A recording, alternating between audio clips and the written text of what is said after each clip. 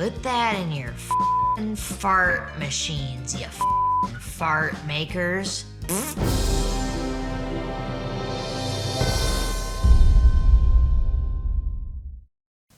Hello. Today we're talking about Ub Iwerks, the creator of Mickey Mouse. So our story starts in 1919 in Kansas City, USA. Walt Disney was a draftsman.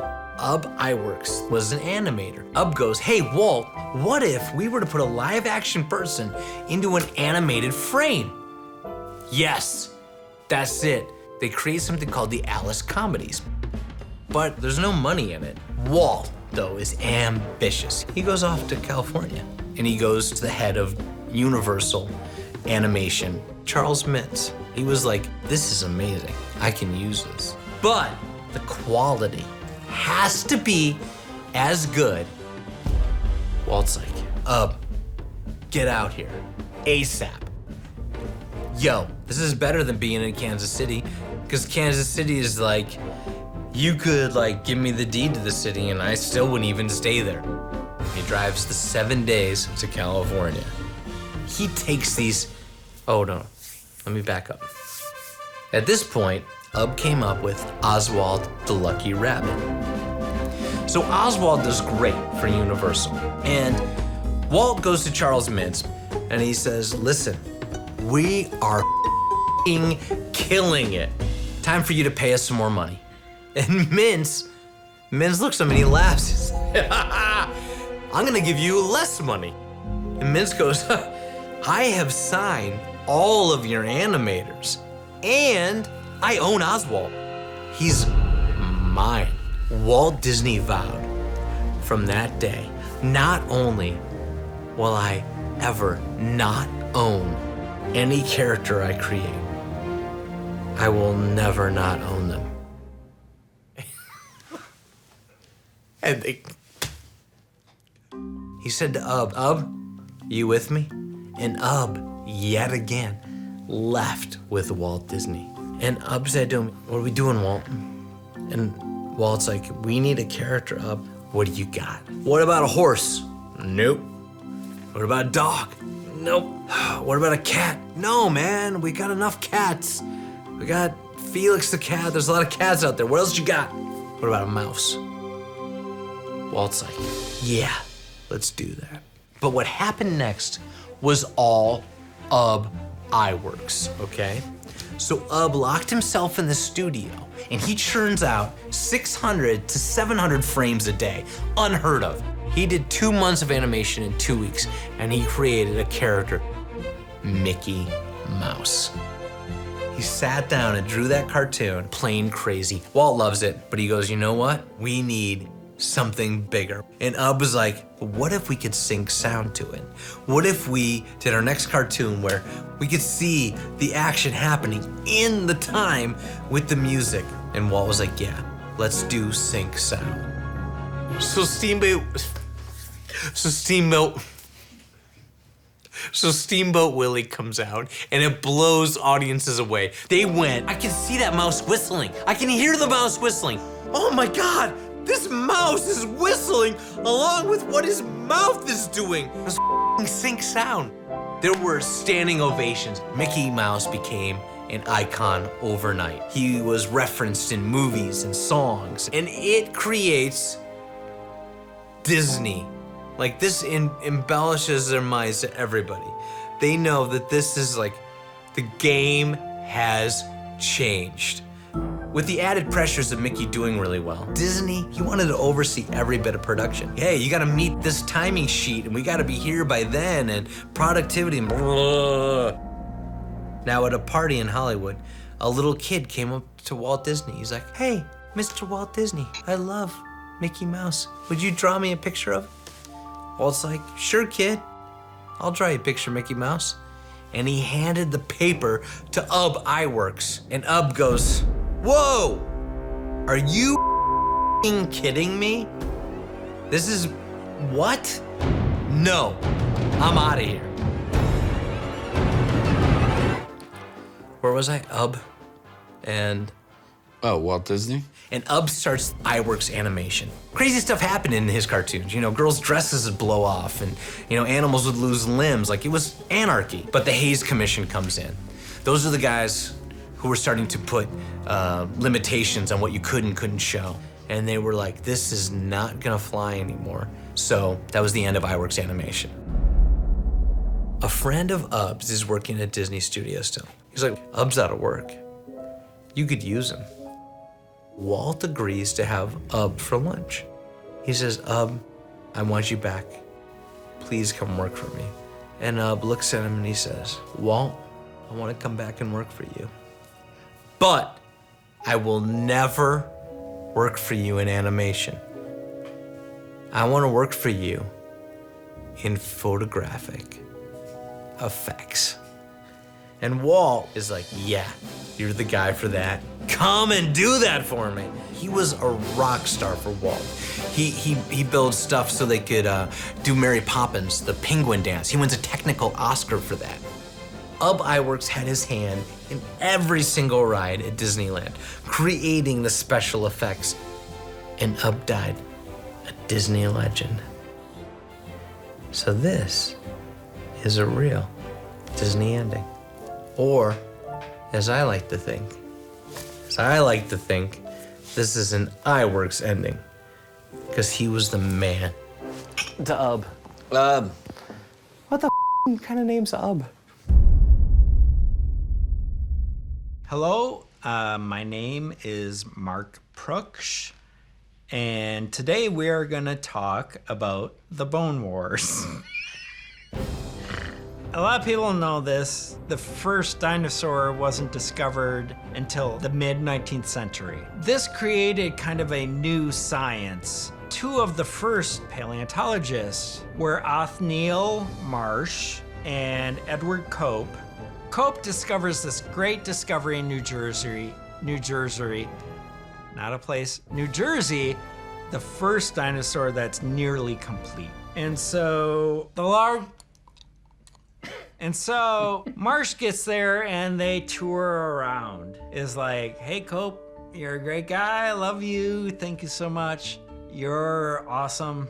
And then he goes to the owners of this site and says, listen buddies, here's my dollar. This dollar's good in the eye of the federal government. If you find any more dinosaur bones, don't send them to Cope, send them to me. And they do that. Cope finds out about this and becomes infuriated. You were my friend, I let you come see this site. Why would you do that to me? Marsh says, listen, if I can make this work for me, then bully to me. That's what I'm all about.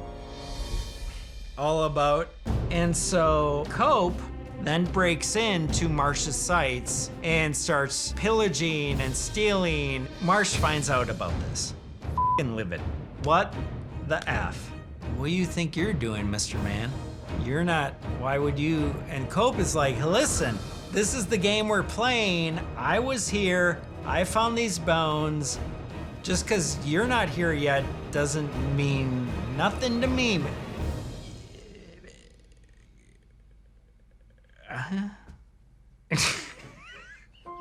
Well, Cope finds this dinosaur and he starts publishing all this information, and Marsh gets there and he's like, wow, that's neat. Why did you put his head on his ass? It's supposed to be on the other end, you dingus. Marsh takes the head, puts it on the tail, and it fits perfectly. And Marsh is like, Einstein isn't invented yet, but you're no Einstein. So Cope is like, screw you. We are obviously not friends. Let the Bone Wars begin. A race breaks out to discover new dinosaur fossils in Como Bluff, Wyoming. So you have these two pits. It's like, hey, this discovery is pretty neat, and the other would be like, nah, this and this and this and this didn't go with this and this and this and this. And the other would go, you wish, tuna fish, this and that was part of this and that. The other would be like, cool your jets.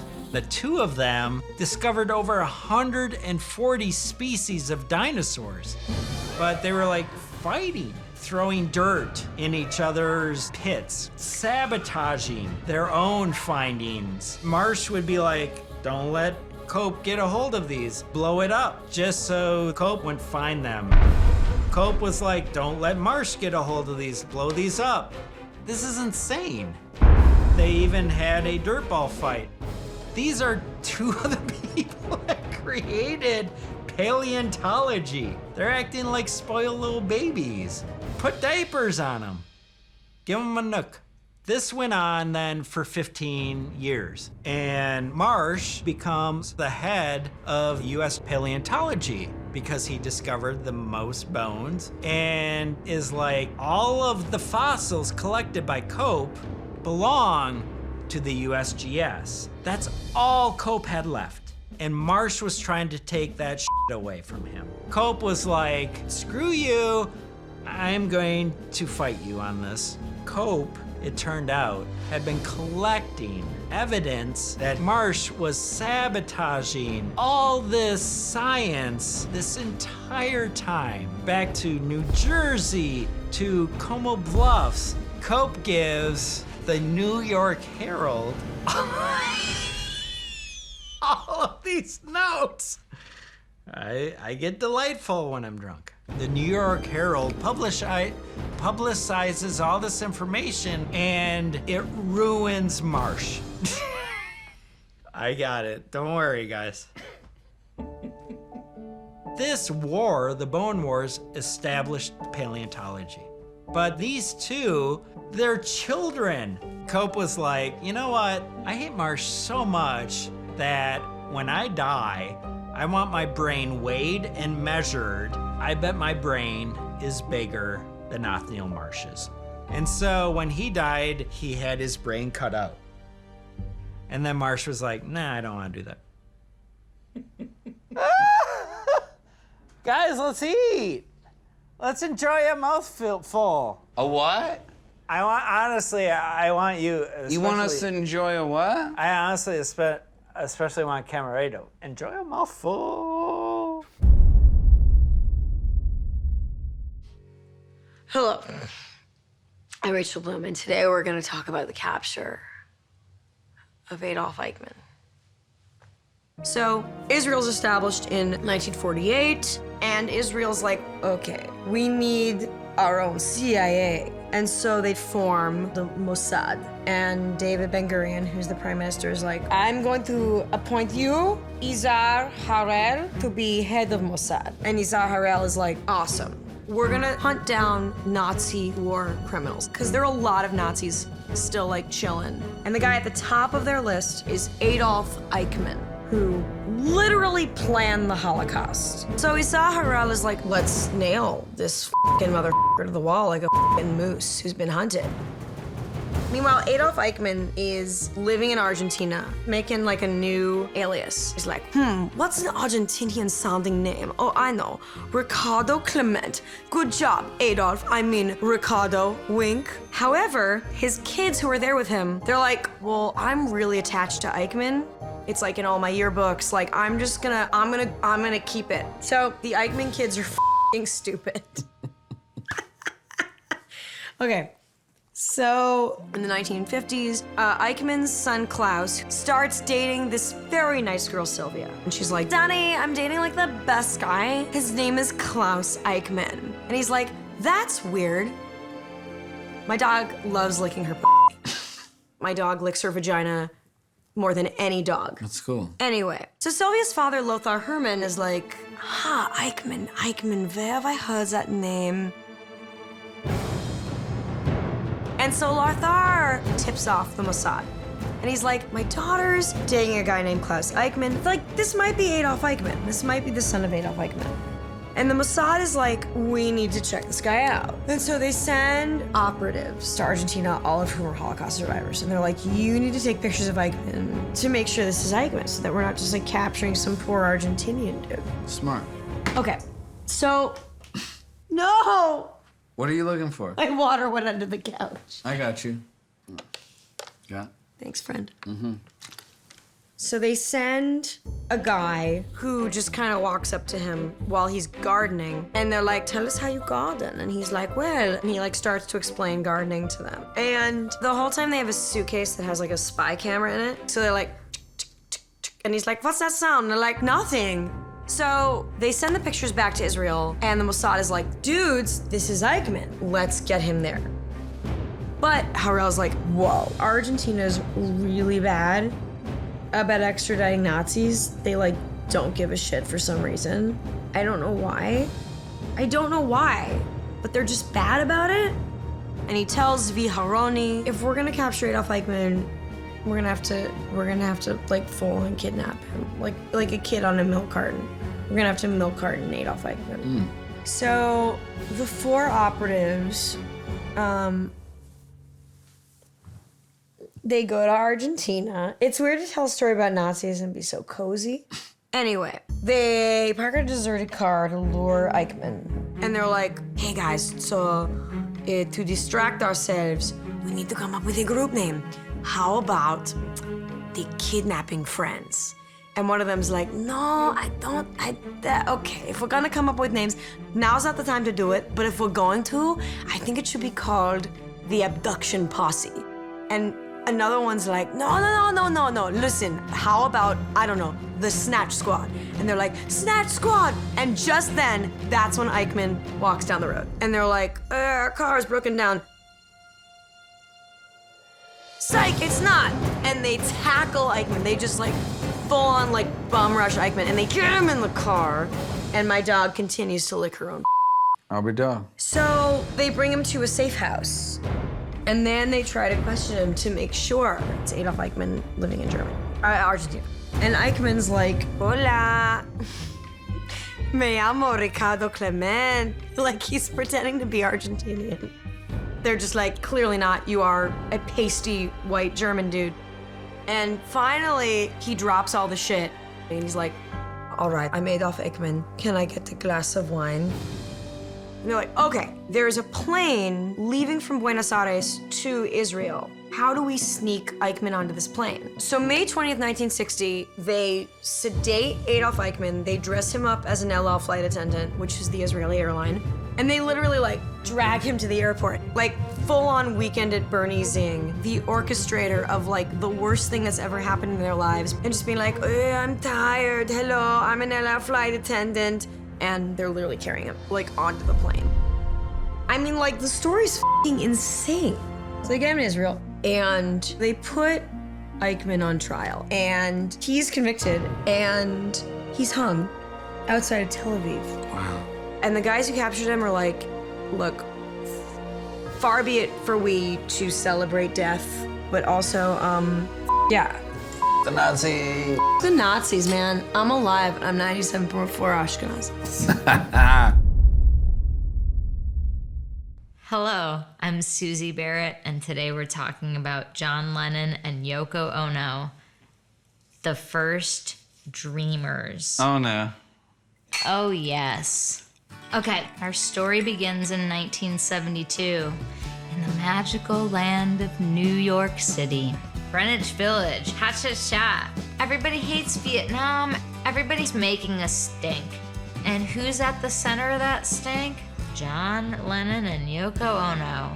They are young lovers creating buckin' art.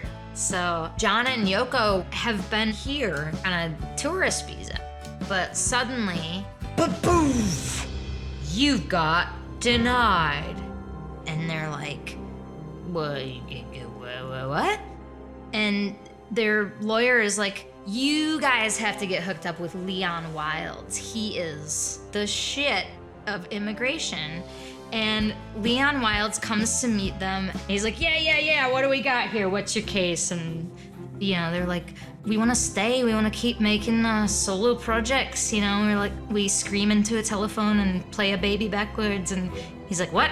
What are you talking about? He's like, oh, well, you know, I'm John Lennon and this is Yoko Ono. He's like, yeah, what are you talking about? He's never heard of them. Never heard of them. He doesn't know any Beatles songs, but somehow he keeps referencing. And he's like, hey, look, kids, you know, I don't know who the Boodles are, but look, I want to hold your hand through this case. You know what I mean? I'll work 8 days a week to get you to the end of this. She loves you. Yeah? Yeah? Yeah? Fuck. So, please me by letting me take your case. I'll please you. It's... You okay? Great. I just dumped liquid on my mic by accident. It's okay. It's okay. Thank you. All right, so Leon Wilds uses a secret little trick, the Freedom of Information Act. Anyone can give a key word to the clerks of Washington, and they return any files or papers or whatever that have that word in it. So he's like, a tippy tippy tap, a lemon, a doopy doopy doop, oh no. And months and months and months later, he's like, well, looky what we have here. This letter from Strom Thurmond, the fucking asshole, South Carolina senator, to Nixon's attorney general, John Mitchell, being like, get rid of this Lennon guy. He's trying to convince young people that it's not a good idea to send other young people to die in Vietnam. What is up with that? And Leon's like, Nixon thinks he'll get reelected if he deports Nixon. No, Nixon thinks he'll get reelected if he deports Lennon. Holy shit. So, October 8th, 1975, John and Yoko are at the Second Circuit Court of Appeals getting kicked out of the country. The gavel's just about to go down and the doors of the courtroom open. And Leon Wilds is like, fucking Strom Thurmond and Richard Nixon had it out for them simply because they wanted to give peace a chance. And they agreed. They were already here, they were enjoying their lives. And we, the court, will not condone selective deportation. So put that in your f***ing fart machines, you f***ing fart makers. So they win. They get to stay back in the USSA. Hey. So this is an important story because, oh my God, Derek, Susie. would you like to travel into the future? Okay. Here, Oh. hold this. Okay. This 1 1/3 lime, and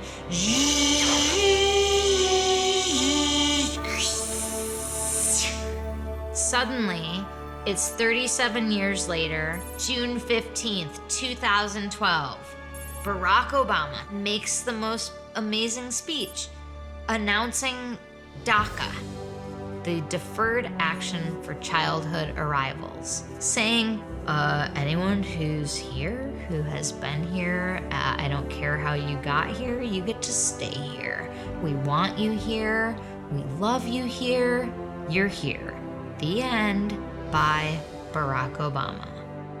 Meaning, people who are here in America who didn't choose to be here, if you're not causing problems and you're part of our society already, you get to stay. And these children are called the Dreamers. And the fun little accidental tidbit is that Obama is using John Lennon's case as a precedent. As a president. Oh boy. As a president, he's using it as a precedent. Yeah. Yeah.